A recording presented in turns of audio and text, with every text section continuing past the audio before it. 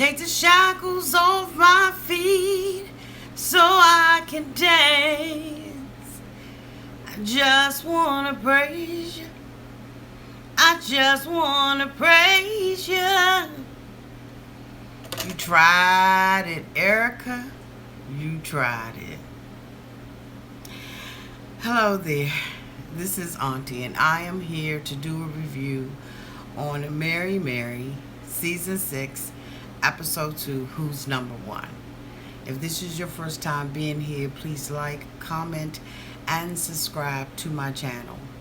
And for all of my new subscribers, thank you so much for subscribing to my channel. I appreciate you being here. And to all of my nieces and nephews who have been with me from the long haul, thank you so much for being here. Let's go ahead on and get into this review.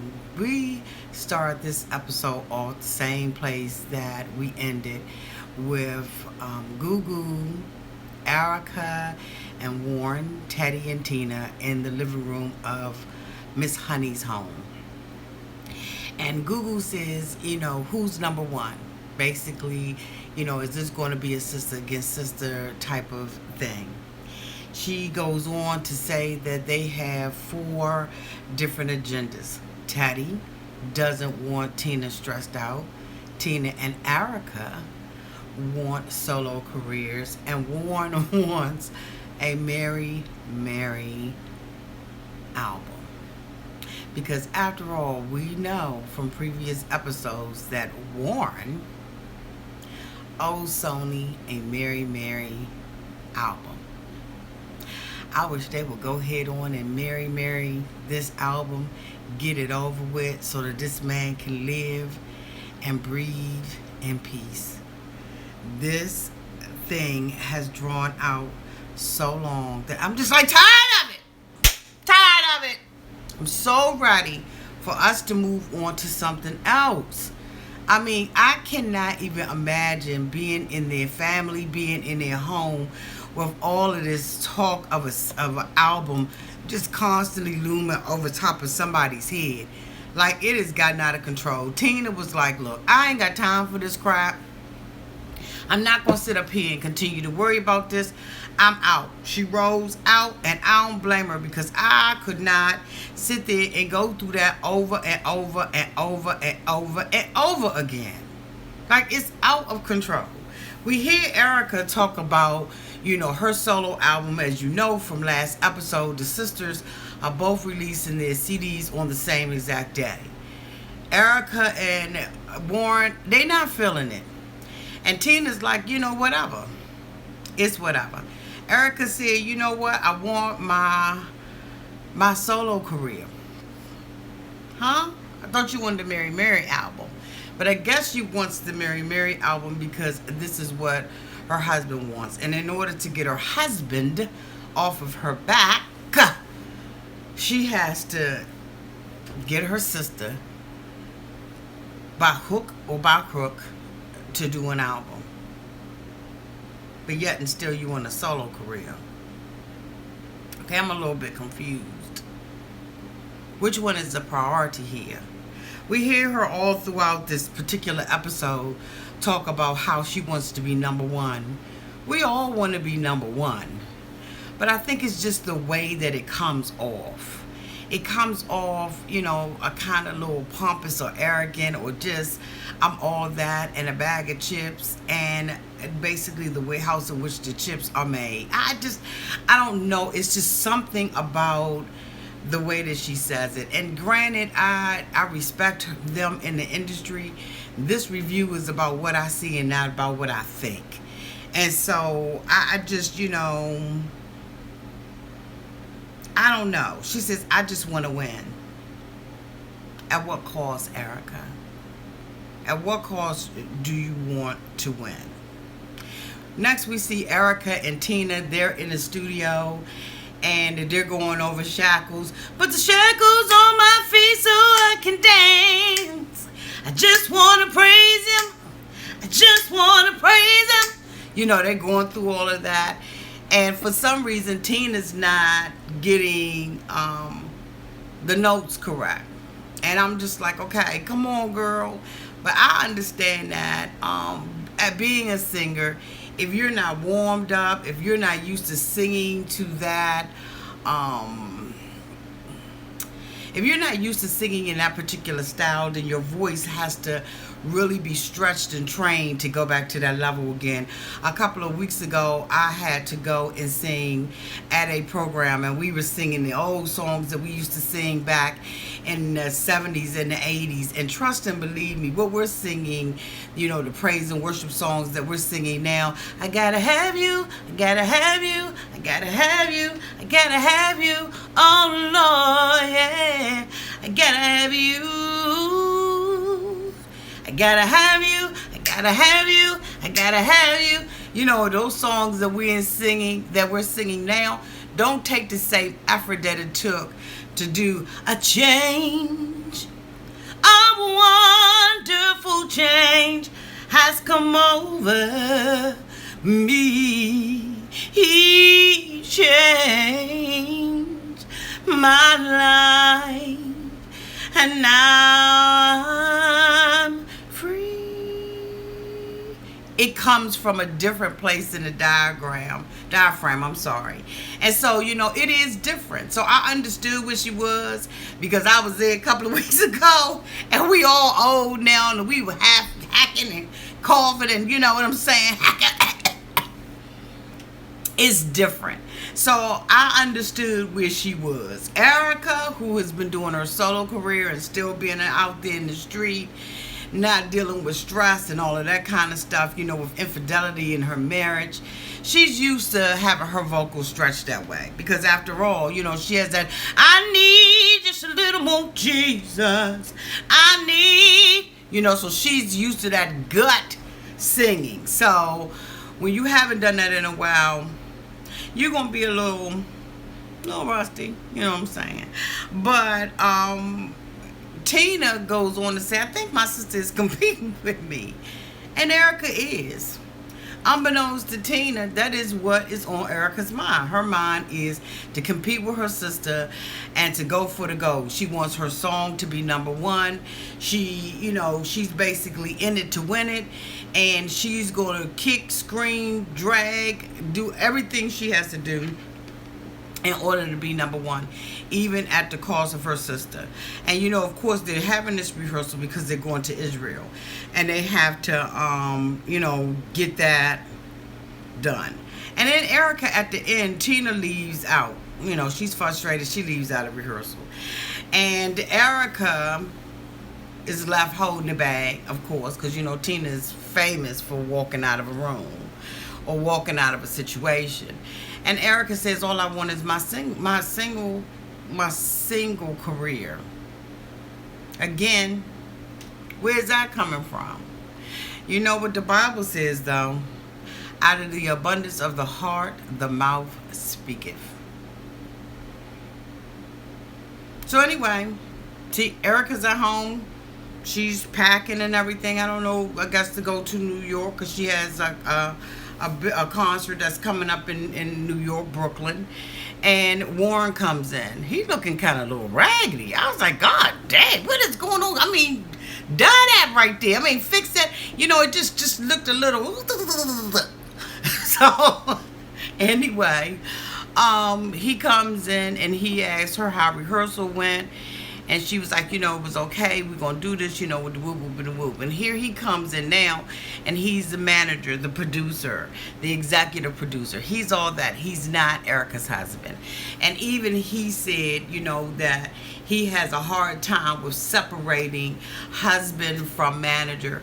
And I know that, with a lot of celebrities, Anita Baker, Mary J. Blige, when your husband gets into the business with you, that sometimes it can cause a lot of turmoil in the relationship. I'm hoping that it doesn't, but it seems like it does, because Erica begins to tell Warren that, basically, because Warren made a comment and was like, if you wasn't fantastic, if you weren't phenomenal, then you were just sorry and you weren't, you failed. I think that Warren and everything, there's a middle ground.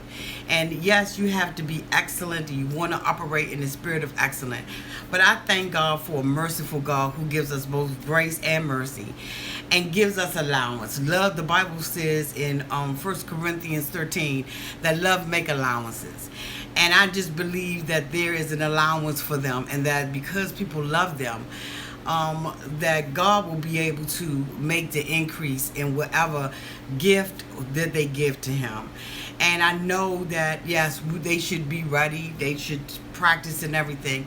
But to just say something like that, I just thought that was really negative. I couldn't understand where that was coming from. But anyway, and anywho, I digress, so I could continue to move on with this review. But Erica, having heard that, was like, Warren, that sometimes I just want a pat on my back. I just want you to applaud me. I don't want to be your singer. And I don't want to be a member of your church. I just want to be your wife. I just want it to be the two of us. And Warren's like, basically, I don't want to do that. I want to be hard on you. I want to ride you. I have to, push you to get the best out of you. No, you don't. God doesn't push us to get the best out of us. He just doesn't. He allows for us to learn. And we learn in grace. Those old days of having to push you and tarrying all night and doing all that kind of stuff, that stuff is over. We just don't operate like that anymore, Warren. But I understand, that this is something that you were used to doing. And she's like, I just want you to be my husband. And when he said that he didn't want to do it, Erica was like, you didn't say you can't do it. You said you don't want to do it. And that's the big difference, because basically what he's saying is, I don't want to give you any grace, and I don't want to allow you to feel vulnerable or to be weak in a situation. I want you to be a hard knock type of person. Well, but sometimes maybe that's why things have happened to you the way that they have happened to you, because you don't even allow the grace, not only for them, but the grace for yourself. Everything is not going to be perfect. It's just not going to be that way. And Warren, I think you need to, just chill for a little bit. I'm trying not to drag you out here, like really. If you go back and look at my other reviews, Warren Campbell, I drags people. And I don't want to drag you, because you know what, I do have some respect for you. But I don't want to drag you out here on this YT. But I'm just saying, just pump your brakes a little bit. I know it's too late to go back and fix things.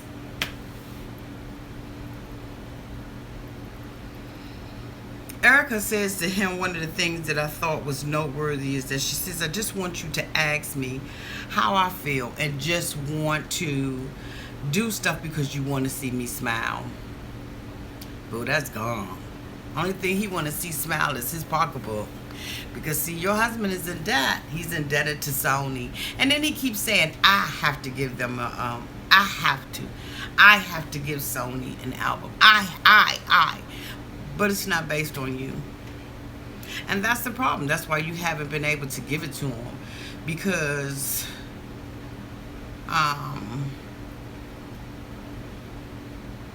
it's not based on your talent. Yes, as an executive producer and a mixologist and all of that kind of stuff, I know that there's some talent in that, but ultimately you're not the one that's actually singing. Erica tells him that, sometimes you just dig and dig and dig. But Erica, isn't that what you're doing to your sister? You're just digging and digging and digging and digging and digging. I'm just saying.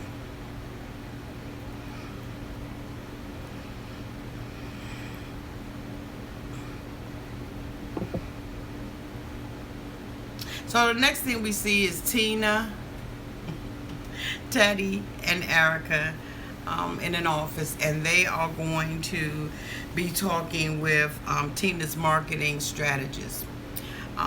Tina believes that there's nothing wrong with her and her sister releasing their CDs on the same day, and so she wants her strategist to kind of back her up on it. They get this strategist on, on the teleprompter. They get her on the screen and on the monitor, and she's like, no, it's not the best thing for you to do. And so Erica's like, okay, even her strategist is on my side. Erica says, you know what, I want my album to be #1. I want it to be at the top. Tina wants the same thing, but the drive is different. the drive to be there is different. Tina believes that what she is doing is ministry, while Erica believes that what she is doing is business.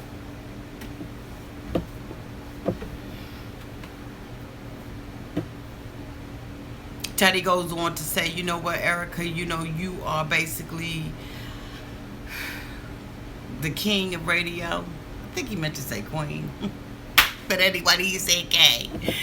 And it's going to be okay, because he was like, because I ain't worried about Tina.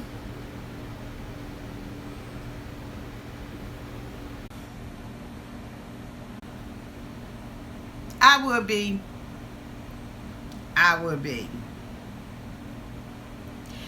They saying that, they keep on saying that they're making their fans choose. And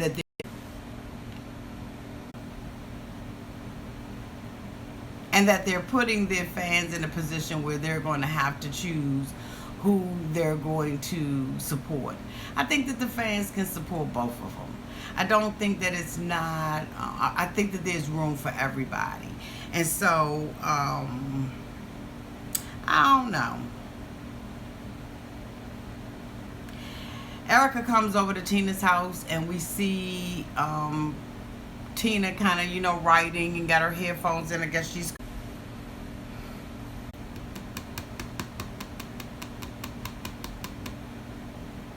And I guess that she's composing music, and as a result, Erica comes in. She has a concert in Brooklyn, and she wants Tina to sing. Tina tells her, you know what, I don't want you to book Mary, I want you to book Tina. But we all know that there's a strategy. All of us know that she's not doing that, you know what I'm saying, to really promote you. She has an agenda. I hate people that have a hidden agenda. Just be honest. One thing about it is, as Christians, we're supposed to live an upright life and everything, but they just be lying and manipulating and controlling. I can't stand it. I can't stand it. Tina agrees to sing, but she's like, I don't want to do Mary. Really? Tina, you automatically know you gonna do Mary. Erica, we see Erica in New York. She's doing promo tours back and forth. She's going from radio station to radio station, just basically promoting her CD. We don't see Tina doing any of that. If Tina did half the promotion that Erica did, she would have been on top. I truly believe that. I think she has that voice that can really just blow your house down. Her stage presence is authentic. And if she had just did a fraction of the promotion, she would have blown her out. But Erica's at Tom Joyner morning show. That's one of the places that she stops off at, and he asks her, are they going to hear Mary? And she says yes. And Tina overhears it. She heard the interview. She confronts her the next day because they're trying to get ready.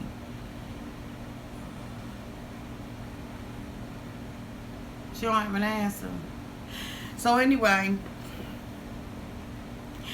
we're in New York. Erica's on the phone. She's, I guess, up, and it's a rainy day. Her concert was supposed to be outside. She's done. She's spent. She's on the bed, and she calls Honey. She's upset and makes a comment that Tina is being selfish with Honey, which is their mom, and that all of us need some honey. Girl, bye! Stop this stuff. Everything is not a competition. Embrace your sister. You know how she is. Daggone will she need honey. And the thing about it is she needed honey because she had her children. But all you can think about is it's raining, and I'm probably not going to look my best, and Warren's out fun, and I feel so alone, and nobody's here for me, but your husband is out there trying to find another venue for you to sing in. So how dare you say that nobody is there for you? Stop being perfect or trying to be perfect, and then she cries on the bed. Nobody is here for me. I just feel alone. God, I'm singing this for you. No, you singing this to win. You've already said that. You want to win. You're using God's lyrics. You're using good words. But you're not doing this for God, in my opinion. You not. Stop it with that stuff. Then you get to the dressing room. Everybody's there.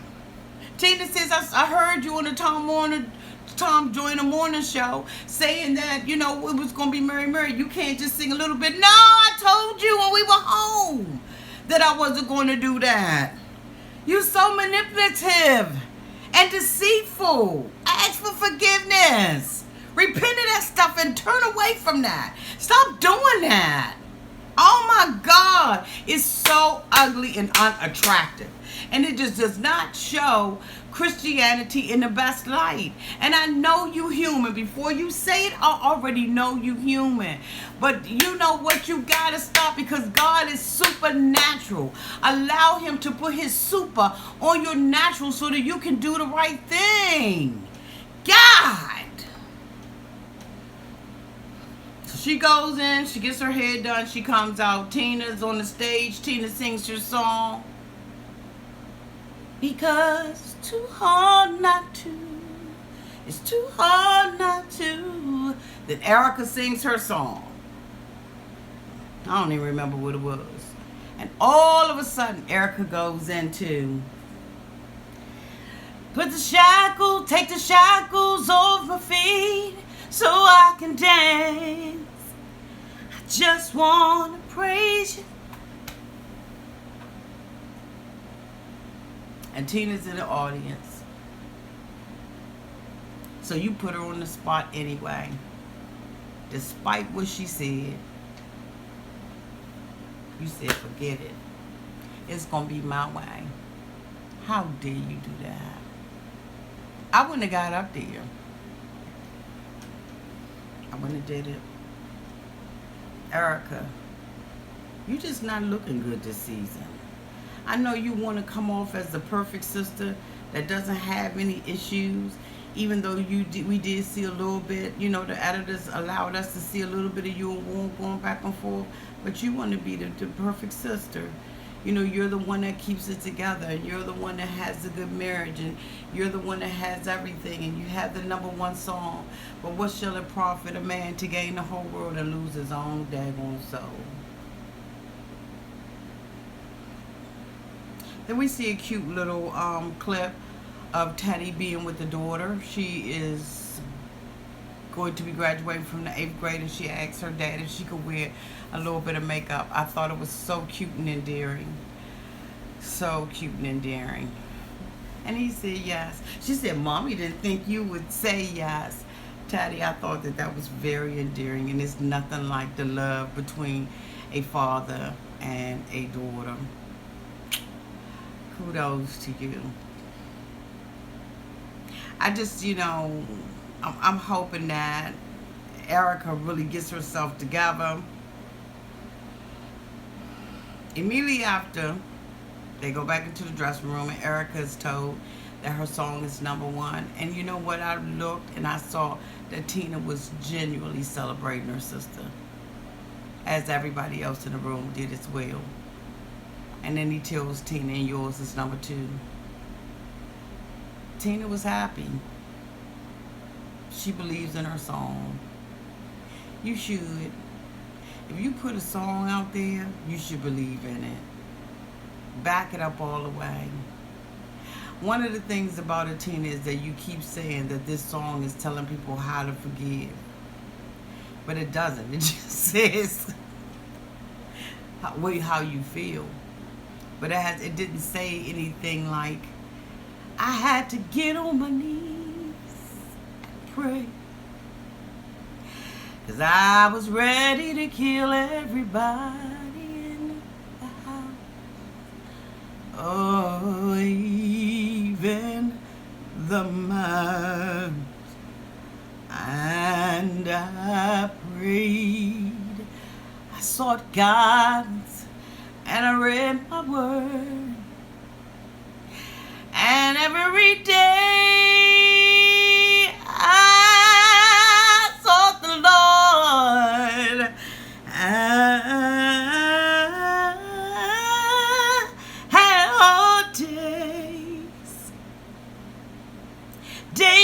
know what I'm saying? I'm just saying a song like, just I had to talk to him. I let him back in, and it was the hardest thing to do, but I stood on the word. 1 Corinthians 13 that says that love.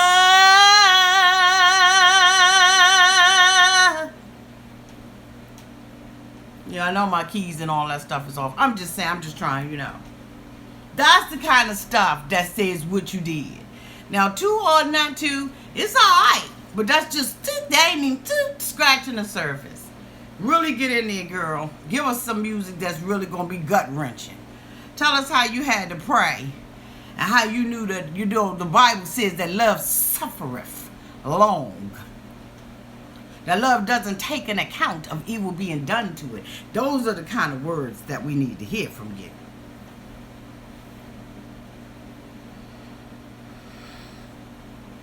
Next thing we see is Tina at a studio recording her CD. She's queasy and all of that. She tells her mother, that morning while they were sitting at the table, that she doesn't throw up unless will vomit. Unless she's pregnant.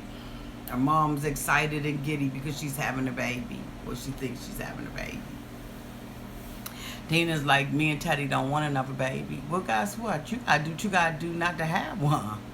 Just like a single woman that's fornicating, got her legs wrapped up in the air. You have to do what you got to do as a married woman, not to prevent yourself from having a baby if that's not something that you and your husband desire. Now, maybe I missed the memo or something, or I got on the wrong bus. But I just figure like this. If you think that this is something that you want to, not have, then you know what? You need to take precautions, boo. Just because you're married don't mean it. I'm just saying.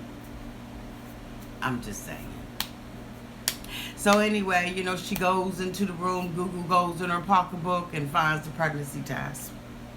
She goes in the bathroom and she,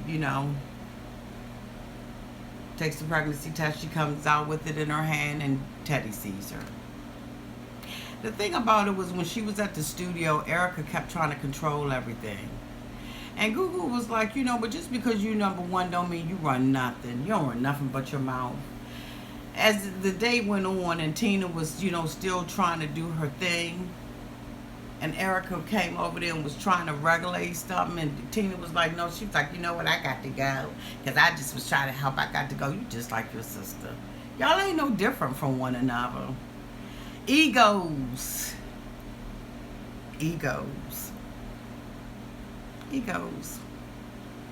So anyway, the episode goes off with Teddy seeing her with a pregnancy test.